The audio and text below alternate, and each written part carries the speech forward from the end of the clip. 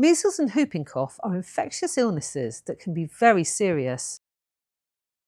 Symptoms of measles can include red, sore, watery eyes, a high temperature, runny or blocked nose, sneezing or a cough, and red blotchy rash that will spread over the body. If in doubt, check it out.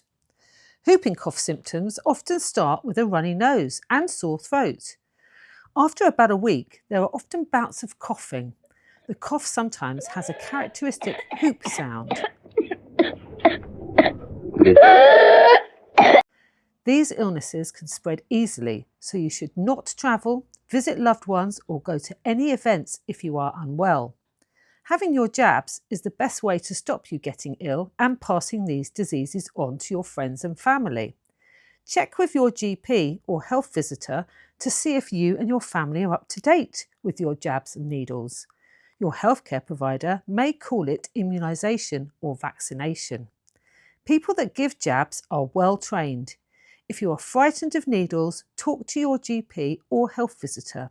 They can support you to ensure that you have plenty of time and are comfortable. If you do not have a GP, please call or go online to NHS 111. Friends, families and travellers can also help if you are having trouble accessing a GP.